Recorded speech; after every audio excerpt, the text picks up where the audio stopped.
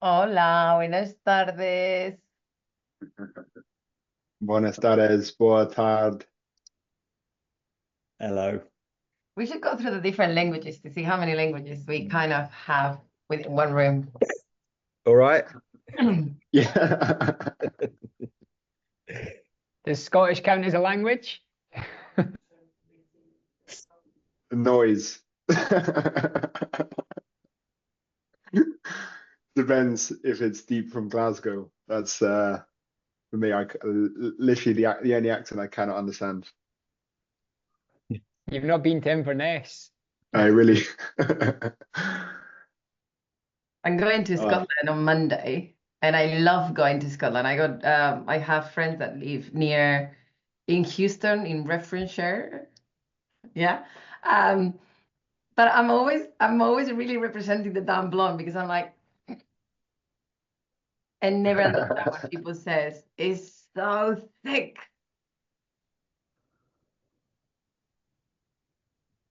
Yeah, we are welcome. we are we are a hard bunch to understand. Luckily, Alister has the most soothing voice there is, which we'll get to experience in a bit. Welcome, everybody. I'm really excited for today. So Alister's got an hour, so I will sort of pass over to Alister. So Alister's been a mentor, a coach, a friend, and someone who I really look up to. So I'm really, really excited for this hour together. Invite you all to make sure you're fully present for today. So please close down any WhatsApps, emails, anything that might ping at you, and really invite you to be here. And Alice is going to guide us through a little meditation to start, and then we'll explore what it means to be a quantum creator, and then open the floor for questions, and we'll kind of just see where it goes. But yeah, over to Alistair. Just start with a little breath, actually. So just breathing in, softening the gaze, and just taking everyone in, just looking at these beautiful people that are in front of you that we've journeyed with the last however many months, softening into your heart, taking yourself back to Portugal, those smiles, that love. It is all here. Oh, such a delicious group. So, Alistair, handing over to you. Is there anything? Yeah, handing over to you. Nice one, Joel. Thank you so much for inviting me to be here. It's nice to be with you all. I wasn't in Portugal, but I've seen the videos, and I wish I was in Portugal. Hmm. Yeah, there seemed to be a vibe going on, and as Joel says, I've known Joel for quite a long time now. It feels like, it feels like a few lifetimes at least. But we've had the pleasure of hanging out, and Joel trained with me as a coach through our academy at Mindful Talent, and we've maintained a friendship and connection ever since.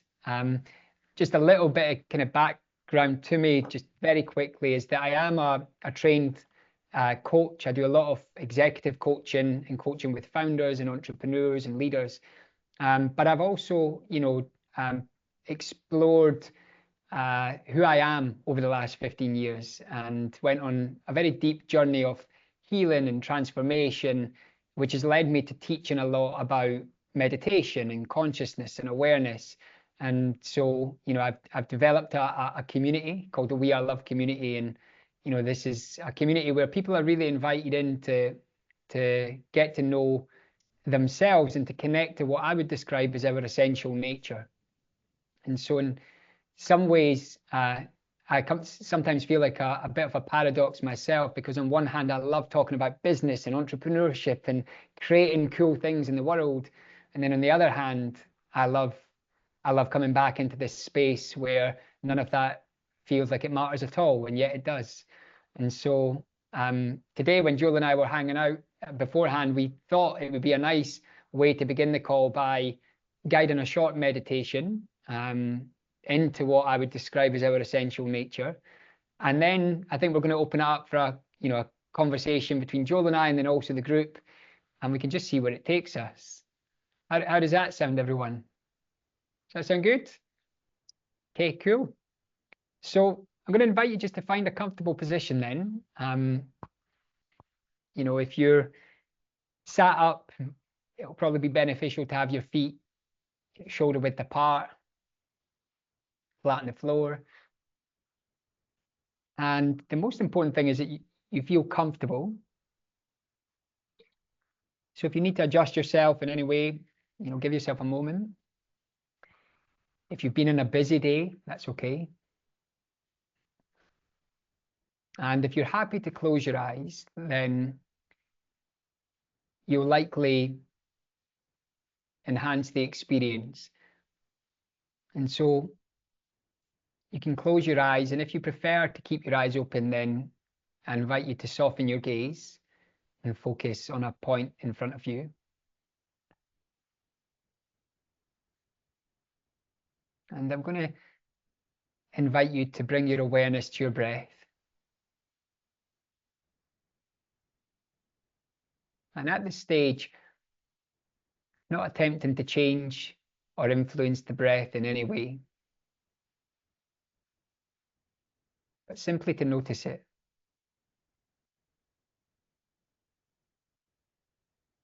Seeing if you can observe the breath as it moves inwards and outwards.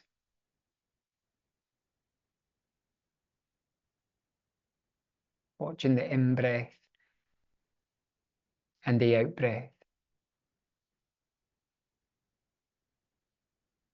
Now, if you've come from a busy day, and if the mind is running and thoughts are continuing to come into your awareness, that's okay. In fact, you can let them know that they're welcome to be here, but that you're not going to give them your attention.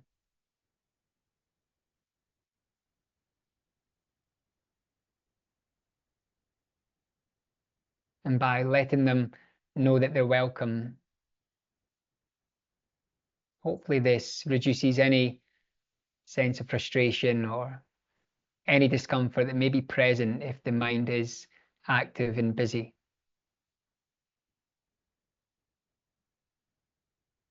And then you can bring your awareness back to your breath.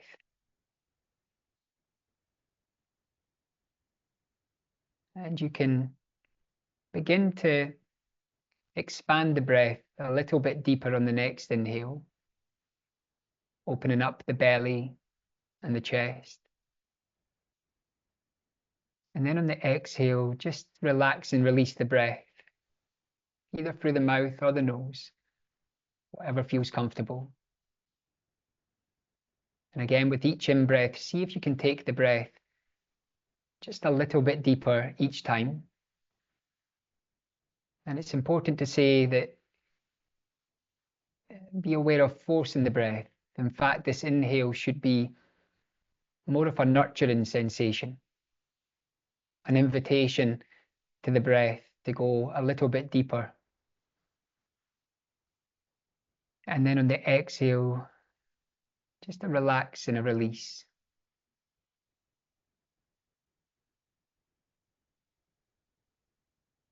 And you can continue at your own rhythm,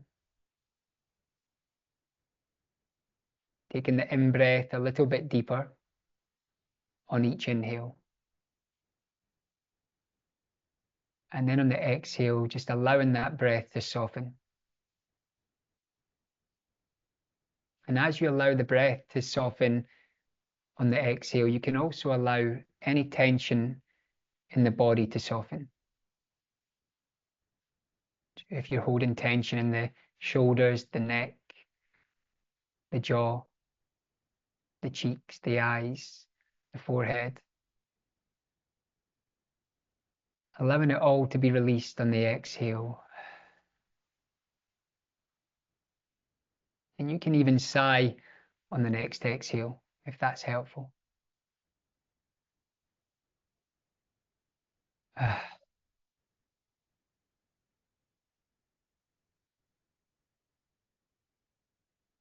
And continue with a few more cycles of this breath. I like to call this breathing compassionate breathing. Seeing if you can nurture that breath into expansion. whilst observing it. And then on the exhale, allowing the breath to guide you into a space of letting go, a space of surrender.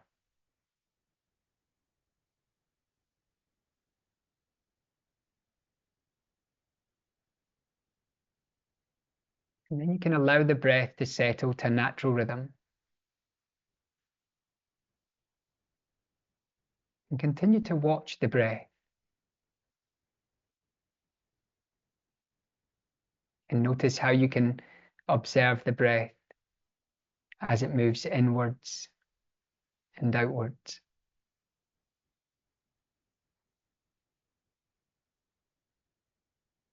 Notice how you can also observe the body and the different body parts.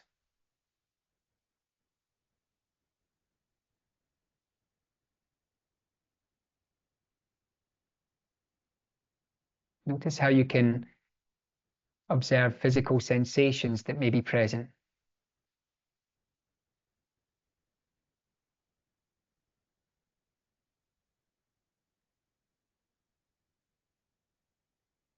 And also notice how you can observe and be aware of the various different sounds that may be taking place in your awareness.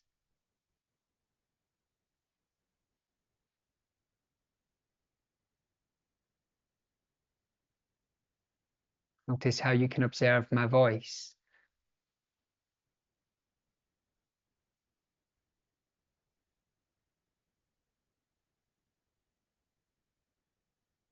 Now become curious of awareness itself.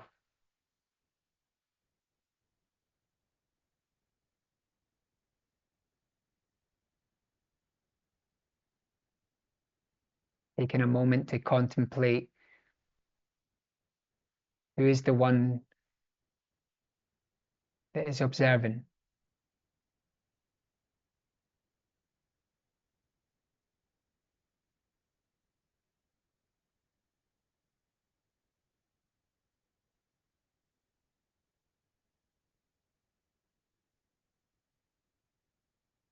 Noticing how all of this activity of the mind, the breath, the sounds,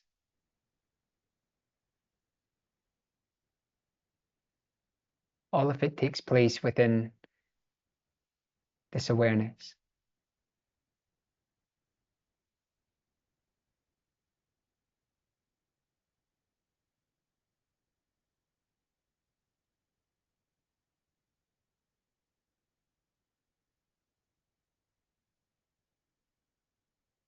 Take a moment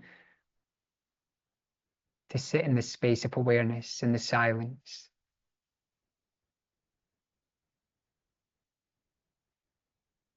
And notice what you notice.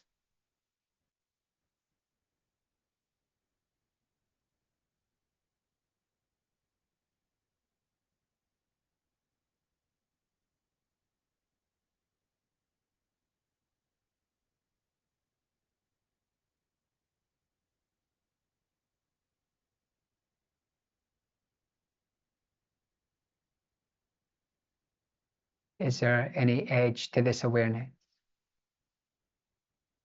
Any boundary?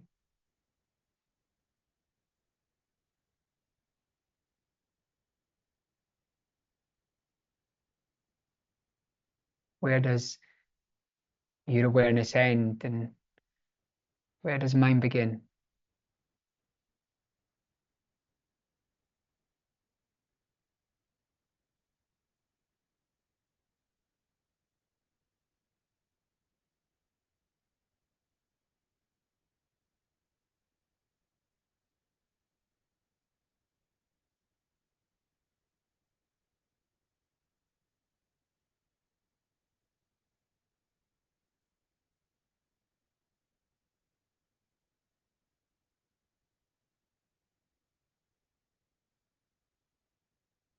Very gently, you can Welcome the breath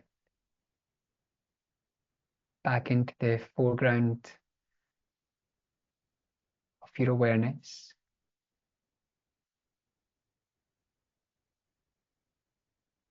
You may find yourself taking the breath a little bit deeper as you welcome it back into the space.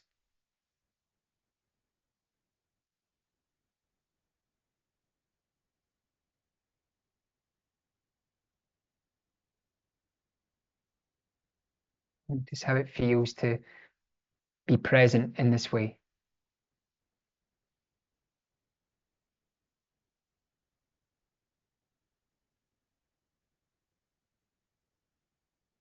Then you can go ahead and either place a hand on your heart or your hands in prayer pose, or in whatever way feels comfortable for you.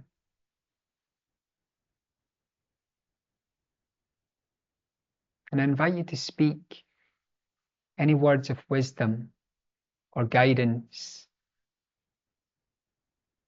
or encouragement that comes into your awareness, and allow those words to be received into your heart space.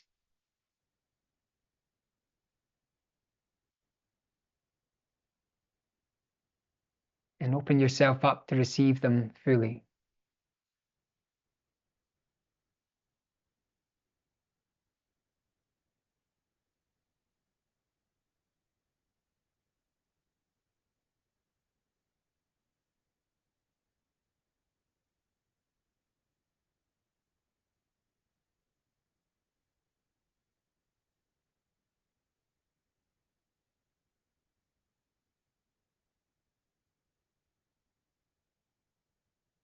And when you've spoken whatever words come into your awareness, we can go ahead and take a deeper breath all the way in. And exhale. Take another deep breath all the way in. And exhale. Let's do one more deep breath all the way in. And exhale.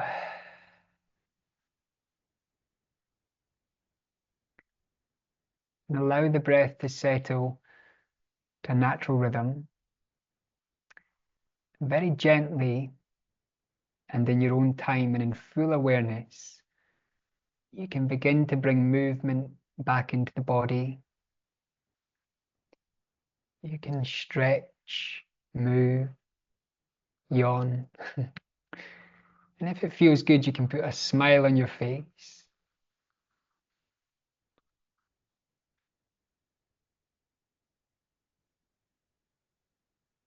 Like a really big smile. And in your own time and in full presence and full awareness, I invite you to come back into this space whenever you're ready.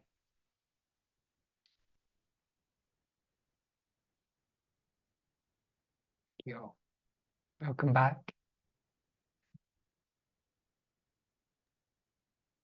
Could have stayed there for a long time. Oh, thank you so much. Mm, Can I ask Joe, I just please. felt intuitively, does anyone have any reflections they want to share or anything that came into your awareness that you would be open to sharing with the group?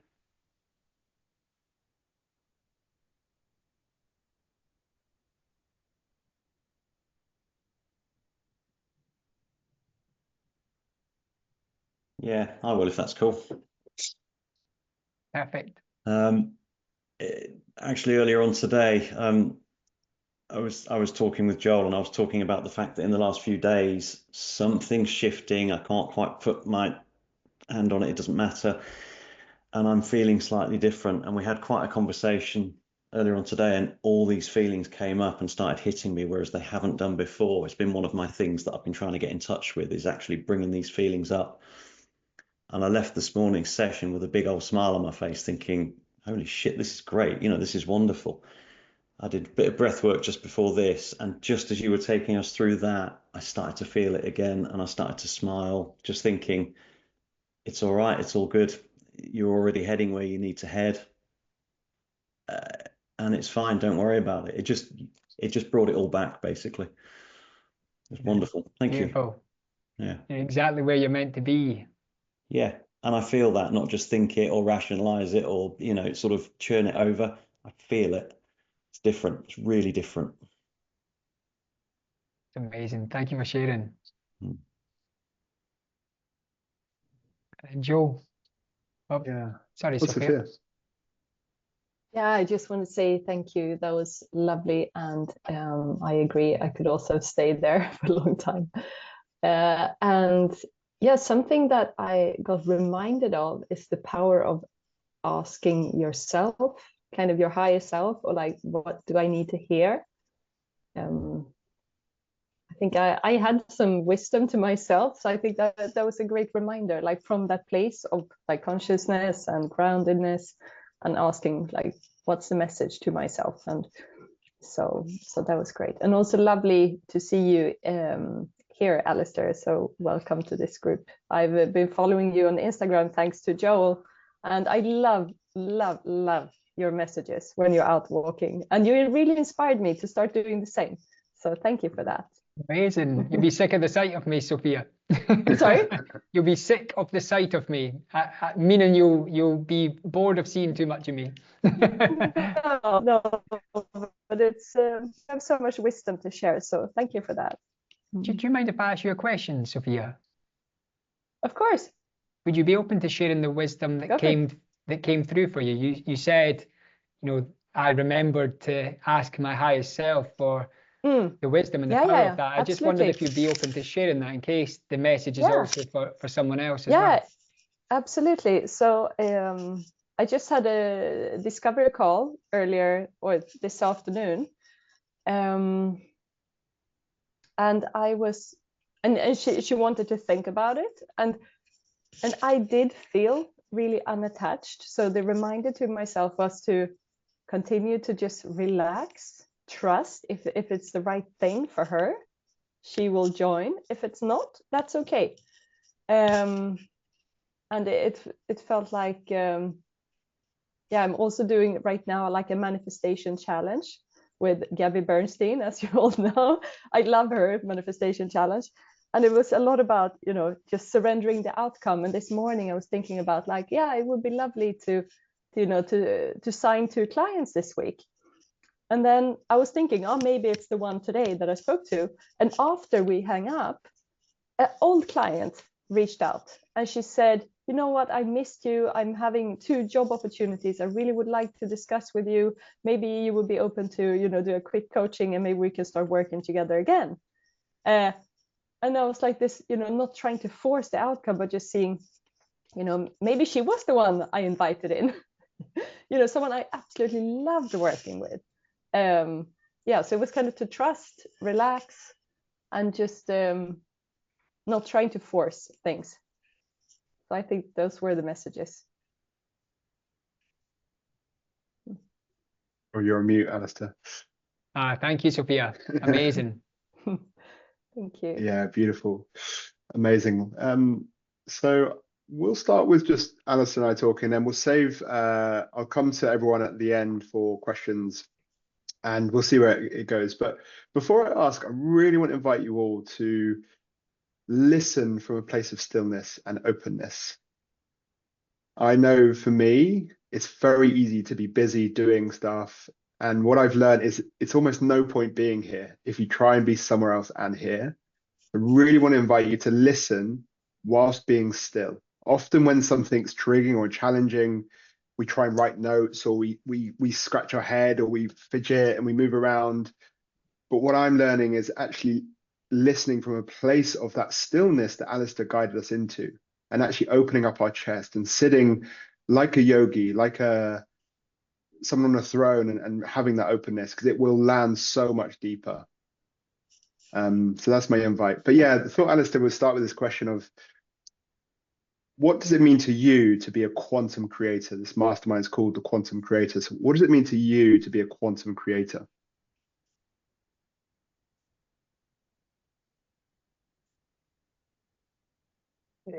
The first thing that comes to mind, Joe, and it's interesting because I was thinking a different answer would come, but the first thing that comes to mind for me is the idea of infinite possibilities, like the idea that the only thing that prevents us from creating are these internal barriers that often keep us in a sense of imprisonment or a sense of limitation.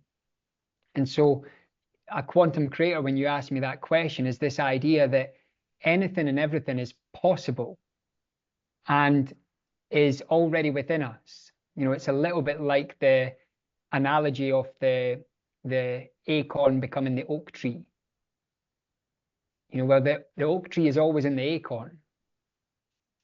And everything that we wish to create, everything that we wish to manifest, everything that we wish to attract, everything that we wish to bring into the form is already present within us.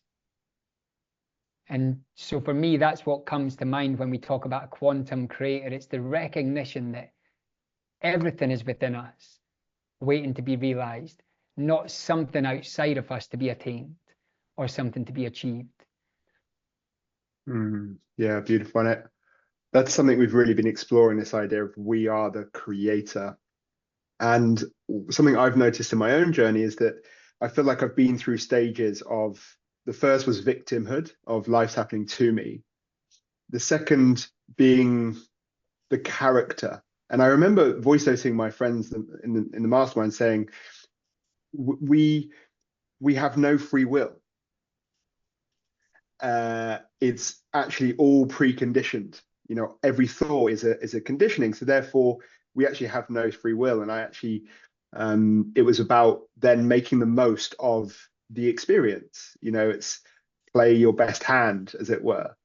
But the place I'm coming to now is that I am the creator. And it feels like the ultimate paradox of I am the creator and the created. I am the creator and the observer. And I'd love to just hear your experience around that insight and that shift that you've been through, because I'm really going through it right now, where it's like, you know, there's levels of course to this insight, and I think that's just the journey now.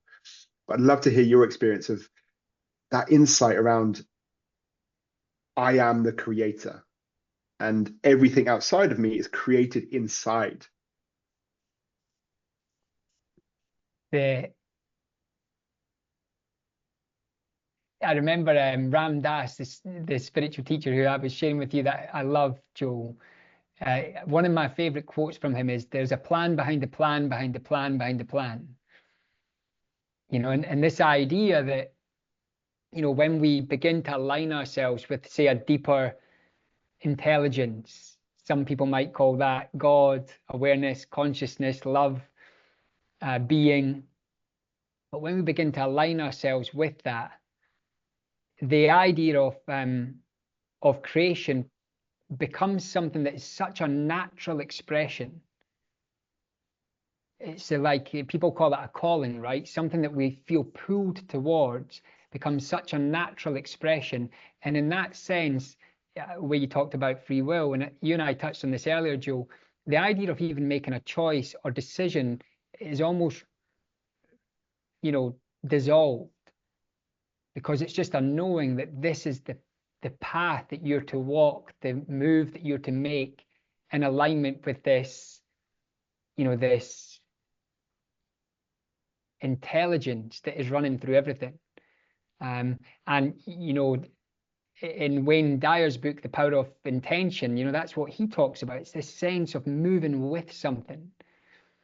And so for me, that's what comes to mind when we think about, like, I am the creator. It's this recognition that I am one with everything, and therefore that expression of oneness wants to come through me in the work that I'm doing. And so that's when we, on a world of duality that we live in the world of form, that's where we then, as human beings, have this beautiful capacity to use the mind and the body as a tool, as a vessel, as a vehicle to bring things into the form. So many times the human mind gets vilified because we see so much destruction or chaos in the world, and yet it's also the most beautiful gift because it allows us the opportunity to inquire to our true nature. And so, when we begin to recognize our true nature and then begin to express, some people would say that's expressing what's in our heart, or the thing that, we're being called towards, or the thing that resonates most with us. When we begin to trust that, which is scary, we have to step outside the comfort zone. We have to hand ourselves over. But in some ways, it's almost giving ourselves to that higher intelligence and saying, use me. Give me the wisdom, the intelligence, the insight that I need to take action. And so for me, that's where those two worlds become one. We are the creator, but we're creating from a deeper source, a deeper intelligence, a deeper wisdom that's coming through us.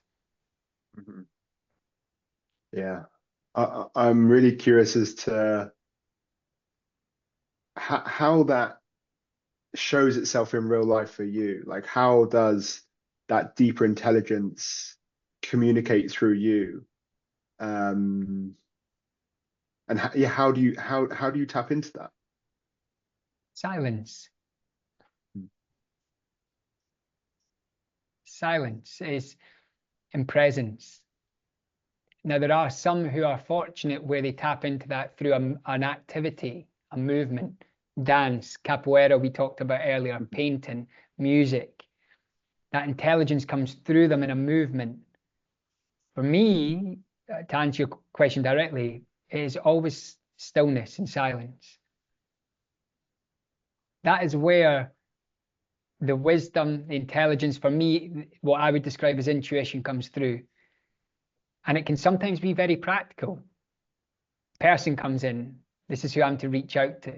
I used to share with you, Joel, which I think is helpful possibly in this group, when it came to creating clients, I would sit in meditation and pose the question, who am I to connect with? Who comes to mind when I think about someone that I would love to be in partnership with? And then I would sit, close my eyes, and then random people would come in. People who I hadn't thought about for years, people who I'd worked with in a previous role, and I would, after the meditation, write them all down. And then I had to contact every single one of them. The courage was to say, hey, you came up in meditation this morning, which might sound a bit weird, but I really feel that I'm to reach out. And the number of times people would say, it's so bizarre that you've just reached out, Ali. I was just thinking about you, or talking about you, or speaking about you yesterday. Too many times for us to try and label it a coincidence. And so for me, silence is the greatest teacher that we can, that we can call upon. And if you become still enough, you develop the ability to distill the information that is either coming from the mind, the ego, and this deeper intelligence and wisdom. And that's a practice. It's a bit like someone who, I think they're called sommeliers, who, smell and taste wine. They have to spend time doing that time and time again to develop their awareness of the different notes and the tannings and the different ways in which the wine has been barreled and made. And it's the same with our intuition. We have to become silent enough so we can discern between our thinking mind and that deeper intelligence. And once the deeper intelligence comes, then we've got to get out our own way and have the courage to act on it. Mm-hmm. How does that deeper intelligence feel like to you? And I suspect there is no answer to this, because it's like try and describe presence, try and describe the Tao. The Tao that can be named is not the Tao. Like and it's a very personal thing. But how does it communicate for you, that just that knowing, that deeper intelligence? For me, it comes in two distinct ways, actually. The first one, which I never used to recognize because I thought I couldn't discern between thoughts and this insight. And the insight would arrive in not too dissimilar way to a thought would, except it appears, it comes.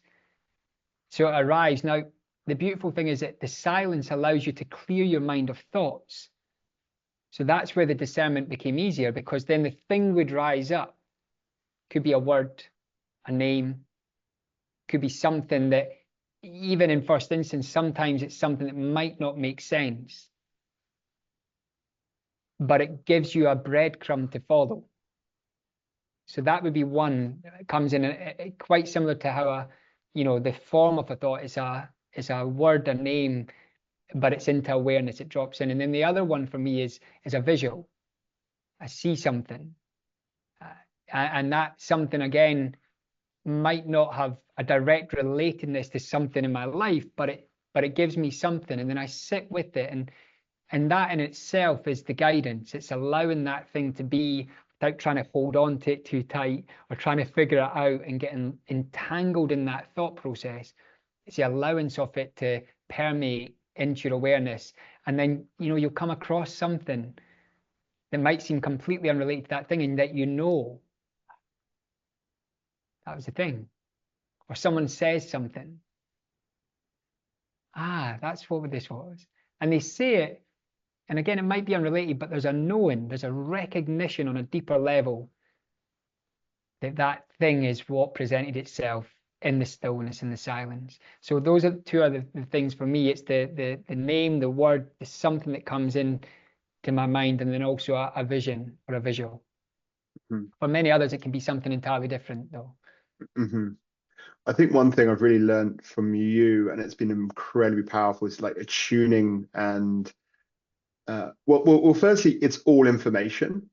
So even if you take action on it, we get feedback from the universe. And what I've noticed is when something's effortless, it was meant for me, and it was meant for me in this moment. When something's forceful and effortful, then it wasn't ready, it wasn't for me, and it was perhaps ego-led. And I think what I'm learning is that my feelings, my emotions are how the universe's intelligence is communicating through me. So if something feels hard, it's just not ready. And one thing I've really learned from you is, and actually a conversation with Tony Robbins and Ray Dalio, who said the beautiful thing about meditation is there's always something deeper and more profound beyond that idea. And coupled with what you said to me is, if it's meant for you, it'll always come back. Always come back. So I think what I've picked up from that is you actually cannot fail. And that's been a really profound insight for me, is we actually just cannot fail. I cannot fail. I don't know if that makes any sense, but it's really helped me in this journey. Because if I take an action from ego, it will be reflected back, and it's information, and it's a tool to attune my awareness. And if I take action from inspiration in the heart, again, there'll be immediate feedback, one of ease, and it feels good. Great, it's information. Yeah, it's a beauty. I've probably asked you this question before, Joe, but where I say, what if there is no wrong way? Mm-hmm. I'm sure you guys all have clients where they'll say, what if I get it wrong? We've probably even said it ourselves. And that idea, what if there is no wrong way? Coming back to the Ram Dass quote, there's a plan behind the plan behind the plan. Well, if you remove the idea of getting something wrong and doing something wrong, and instead take the approach that you just described, Joe, that it's going to provide you with some sort of data or feedback, it will course correct, because that's just the natural way of how life works, then it kind of removes a big amount of pressure.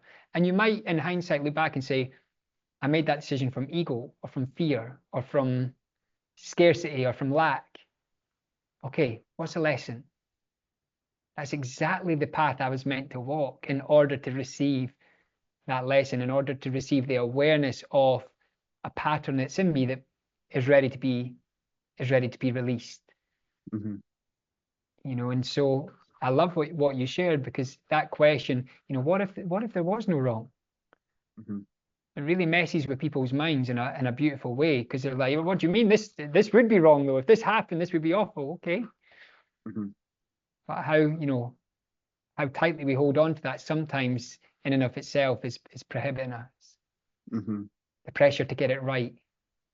Totally. And there was a quote I heard yesterday from Rumi, and I'm going to paraphrase it, but it's something like, the universe is rigged in your favor always, something like that. I don't know if you can correct me there, but even the challenges, every single failure I've ever had was an incredible lesson, or just a gentle nudge. You know, you're going in the wrong direction, of course, redirection. My biggest failure, Nutrifix, broke me. Best thing that ever happened to me. And I'm curious, and this is something that Philip has asked in a previous, how do you balance this, well, this desire and surrender? You know, we have these desires of wanting to create, but then also this sort of balance of surrender and just letting it all go. And well, I might as well just do nothing and float in the water, and you know, and I'll be taken there. How do you balance those two, which feel in contrast, but they're ultimately not? Well, I want to make sure I'm not painting the picture that I've got all this stuff nailed. I'm as messy a human as, as everyone else, you know. So I'd love to say it's effortless, Joe. But you know that it can be messy being human. You know, we're trying to bring the formless into the form, and we're doing our best to act from a place of right intention and purity of the heart. But our minds are going to get in the way.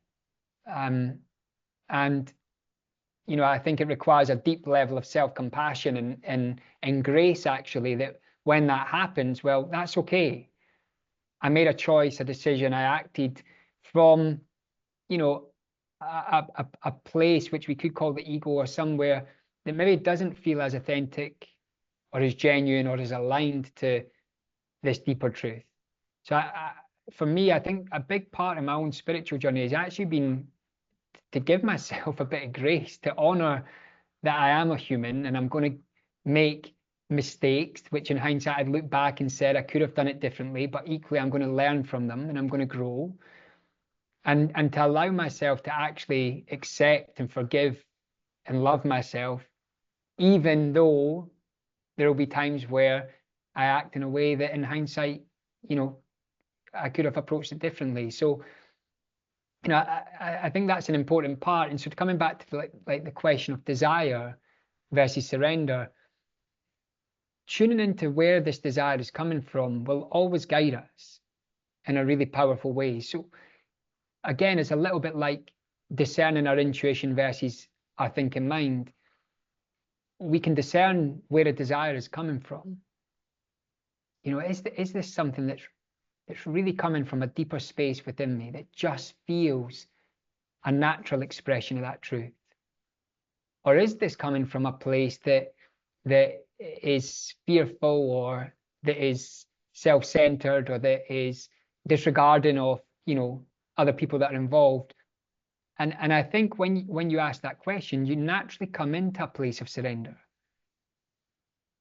You know, it's a process of saying, you know, you've heard the saying, let go to let God, or, you know, let go to let flow. It's like, okay, I'm going to take a moment to step back in before I proceed, to come into the silence and again ask, where is this desire coming from?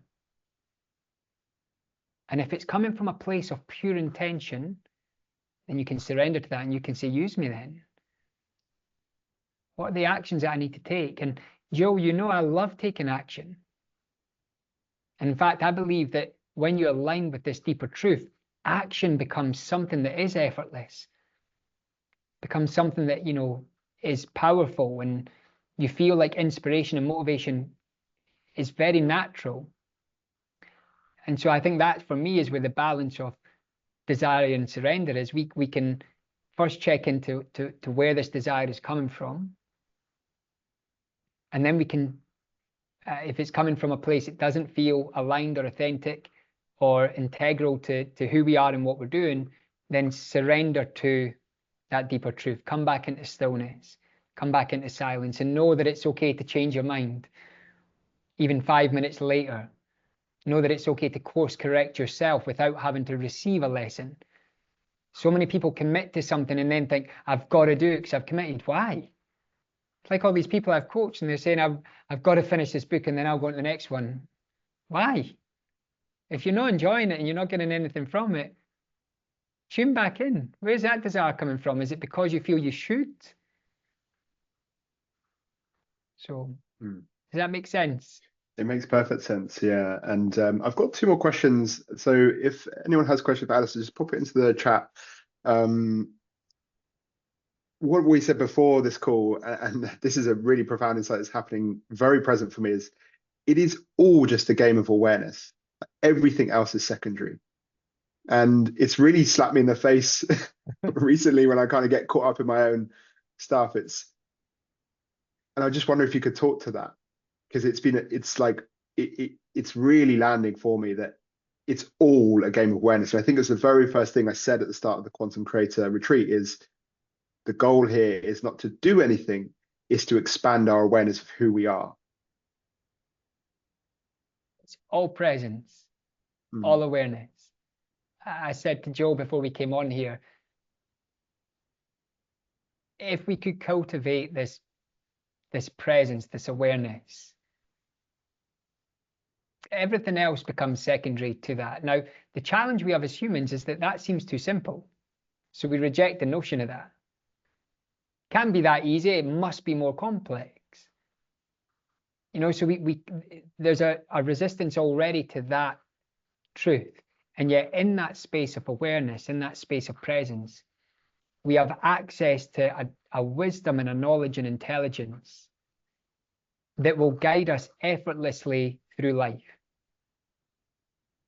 It will give us everything we need to know. It will give us every piece of guidance in terms of the path that we have to travel. It will present to us the people, the knowledge, the wisdom that we need to consume. But most of us reverse engineer that process. We go outwards and try and find what we're looking for before going inwards.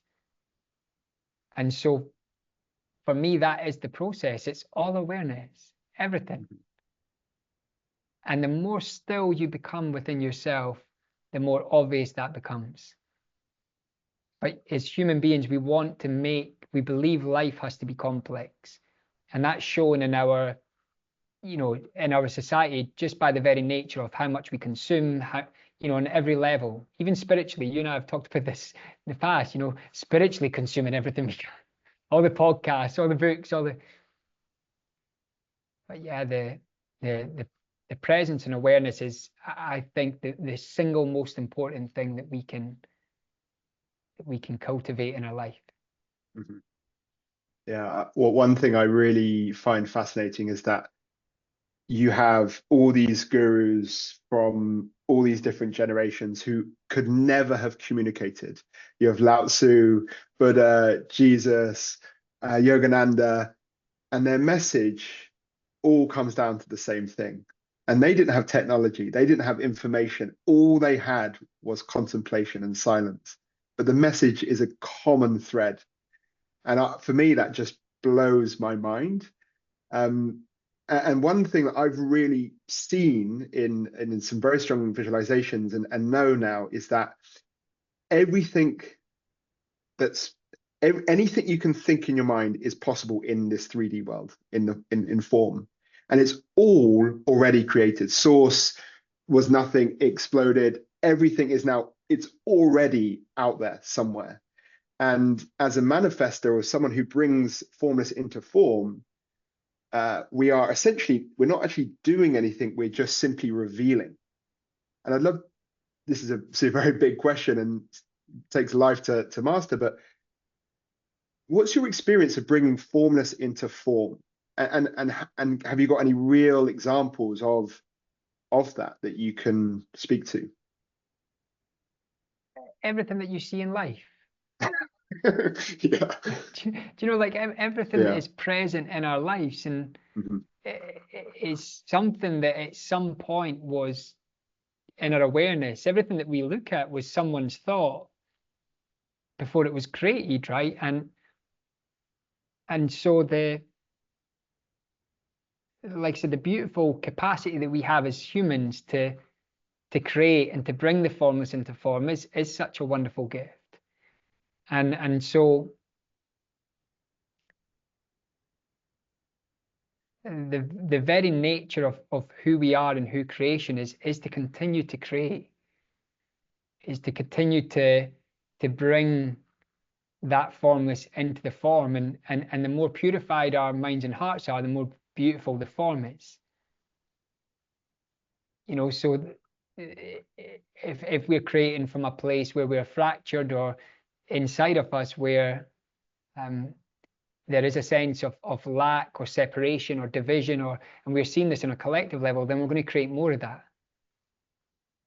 If we go inwards and heal, if we go inwards and find our true essential nature, and we integrate all parts of ourselves, including our shadows and the things that we've labeled unlovable and not worthy, and then we create from that place, then you are going to create heaven and earth.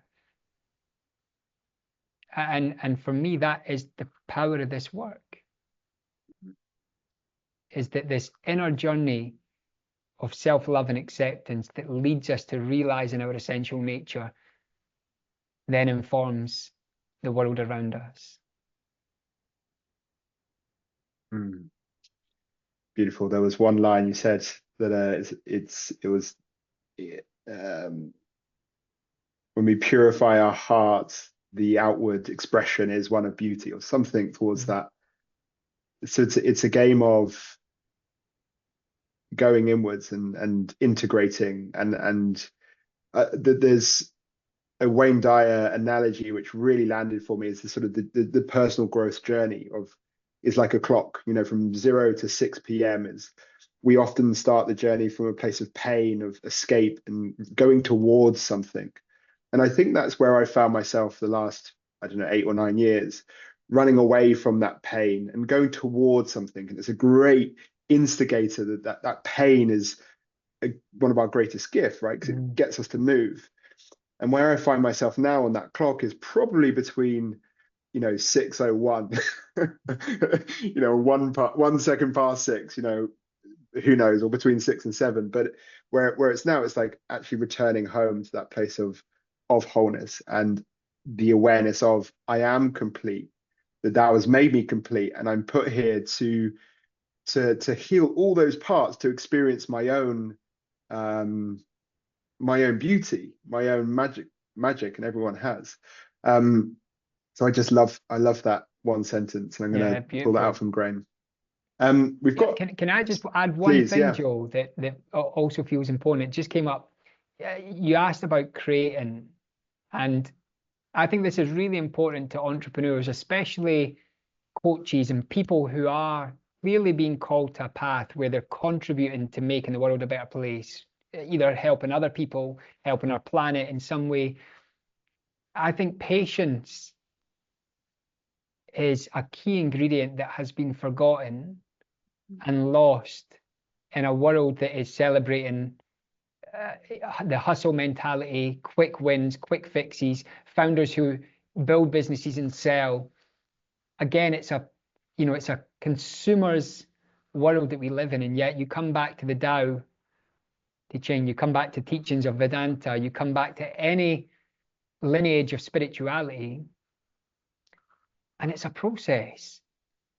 It's a patient process which requires consistency and discipline and commitment and expression and freedom and creativity and imagination and all these things. And a few years ago, I asked myself the question, if I was to do something, i.e., if I was to create in the world for the rest of my life till my very last breath, what would that be? And that's what's guiding me on this path that I'm on now, because teaching for me is now something that I can't even consider not doing until my physical body is no longer able to do it. And so where that shifted the needle for me was this sense of pressure to get somewhere quickly. Doesn't mean that we can't create quickly if there's a motivation and inspiration, but it's that pressure or that feeling we've got to get somewhere quickly, like something's running out. What would happen if you were going to create for the next 10, 20, 30, 40 years? How would that alter the way that you begin to build? How would that alter the foundations that you put in place for this creation? Mhm. So yeah, I just wanted to share that with you. Yeah, I love Case it's that. helpful. Yeah, it's amazingly helpful. I think that's a really big insight for me. And Taoism has really given me that the quote of nature doesn't hurry, but yet everything's accomplished. And we are no different from nature. We just have metacognition or meta awareness. It reminds me of there's a YouTube I watched a long time ago, and it was with a monk who has a 160-year vision. And so obviously I'm not going to live to that, but that's the timeline I'm looking at. I'm looking at legacy. I'm and just in zero rush. And I think that's such a, I've shifted my vision for the ECC out to 10 years. And actually I'm thinking that's a beautiful question. What would I be doing to the last breath? And it would be this. It would be teaching and mentoring and coaching. So yeah, beautiful. We've got 3 minutes. Does anyone have anything they would love to just share that's really become present for them in this conversation before we say thanks to Alister? Yeah, Philip. Yeah, first of all, thank you, Alister, because I got very excited for the session. I thought, oh, I'm gonna have a million questions. And when Joel said drop a question, I was like, well, stillness. I had another question, probably stillness. And so thank you very much. By that, you gave me the answer to, I think, all the questions I could have written in the chat. Yeah, stillness. And it just says this here, and I didn't send it. I want to ask a million questions, but they all seem to have been answered. Stillness. So even there, I stopped even sending it. It's like, there's no need, just stillness. So thank you very much for that. I really appreciate you. Thank you. Yeah. So Thank you so simple. much, Philip. I love that. Anyone else like to share? Yeah, thanks. As I said, for me, it's just a reminder just to continue to create more space for myself, something I've been focusing on since the start of the year, but it's something it's a really key reminder. So yeah, same as what Philip said as well. So thank you. Mm-hmm.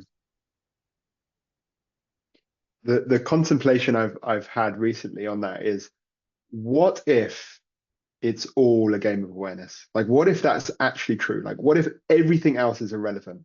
Just contemplate on that thought, inquire on that. What if that was the only thing that mattered, and you were 100% convicted in it, even if you're not at that conviction now?